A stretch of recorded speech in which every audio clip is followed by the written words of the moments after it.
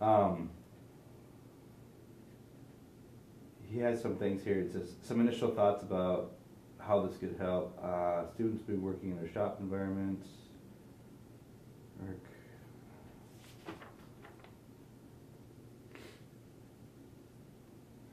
You touched on a lot of this stuff.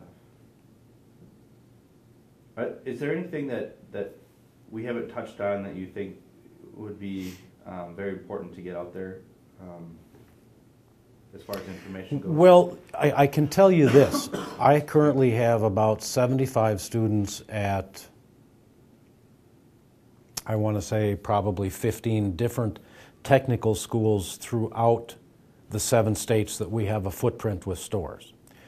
And as I look at a lot of other technical schools that are out there that have a 2-year AAS degree program for diesel service technologies, the investments that some of those schools have been putting into the facilities and the equipment that students are being trained on is tremendous.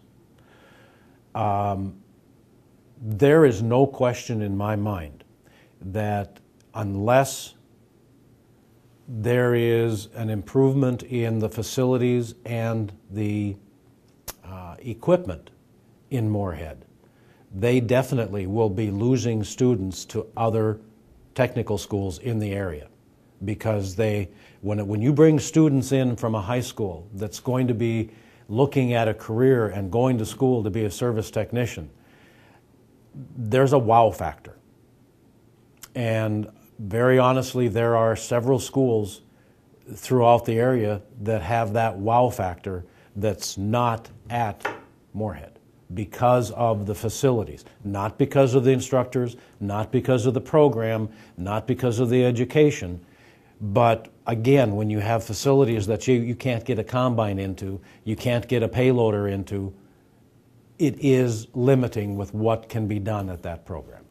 Kind of like athletics, when you go and you're sitting on the sidelines of these big games, and they have the NDSU people up and down, and they're like, this is the big game. That's right. It's very, very similar, that you have to have the toys and the tools to get those people recruited. Well, the facilities, because the dealerships have those facilities. Right. So the students expect to be trained on those types of facilities. And the competition between the technical schools right now to get students into this program is fierce. So to remain on the top of your game, you've got to have the top of the facilities. What's the investment that you guys, as far as Titan Machinery goes, how much, and I'm just trying to get you to rephrase it, so I know you've already answered it, but how much time and energy do you spend in your business planning for recruiting new technicians? I mean, how important that is as far as recruiting people into the service technician program? Yeah. I devote approximately 60% of my time directly working with recruiting and searching for and putting on new sponsorship students into the service technician program. Approximately 60% of my time I devote to that. That is how important the service technician's position is within our company. Is there a certain criteria that you find when you're recruiting, or let me back that up. What criteria are there when you're looking at a student at an institution who you have identified as a possible recruit to hire them in the future? Because I guess I gather that you go from recruiting to get them into the program to offering them employment at some point in the. That's where, well, that's where, no, that's all in one. Okay. When we sponsor a student into our service technician sponsorship program, such as Forging the Future. Yep. Part of that sponsorship, based on performance of that student, is that he will have a career with Titan Machinery with lots of room for advancement and lots of career choices when he graduates. Again, I stress, based on performance. Got it. So he knows before he even starts, or she starts that program, they have a career with Titan Machinery. And how do you identify and separate those students when you decide to sponsor that student? What things are you looking for in the... Before we even decide to sponsor a student? Is that what you're asking? Yep. Several criteria. We obviously look at their grade point average, how they did in school, grade-wise, what curriculum they took in their high school program, if we're talking a high school student. That definitely plays a part in it. The other things that we look very much for in students that we recruit are several things that are kind of well beyond the grade part of, or how they do grade-wise. Again, I go back to the fact that the service technician is probably one of the first lines of communication with customers at a store. So we specifically look for students that have good communication skills. We specifically look for students that have a good work ethic, a good sense of responsibility, a positive attitude, a student that wants to go above and beyond what they're asked to do, because that's what today's customers expect of our service technicians.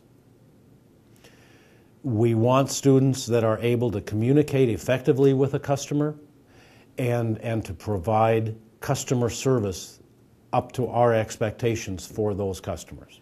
Those are just some of the things that I look for, but specifically sense of responsibility, work ethic, how well can they communicate, their willingness to go above and beyond. Are they there on time? Are they wanting to do whatever it takes to get the job done?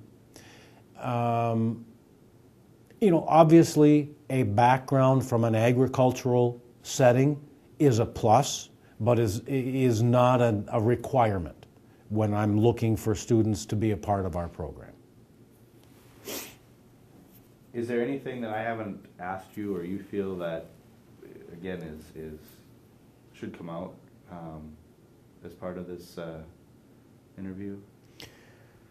No, you've done an excellent job of asking the questions that need to be addressed. But the reality of it is, and a short summary of this is that this edition, the transportation edition, is definitely needed at the school in Moorhead, not only for the Forging the Future and a partnership with Titan Machinery and Case New Holland Manufacturer, but to remain on the forefront and compete with the rest of the technical schools in our area.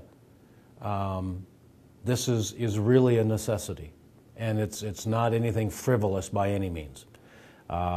It would it would add to the effectiveness and the efficiency and the financial bottom line to the school in Moorhead. And you don't have to answer this, but would you have to go and look at other schools then first if they do not approve this or do not decide to make this investment? Would you end up having to kind of put more emphasis on other schools throughout the country? No, I don't put emphasis on any school any one way or another with a student that I'm recruiting. Okay.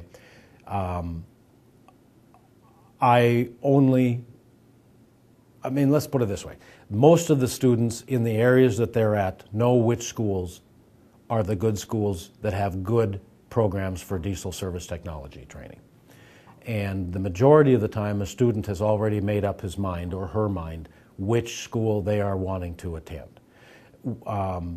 This facility addition it would make no difference. I would certainly not advise a student not to go there because the instructors are excellent. The program is excellent.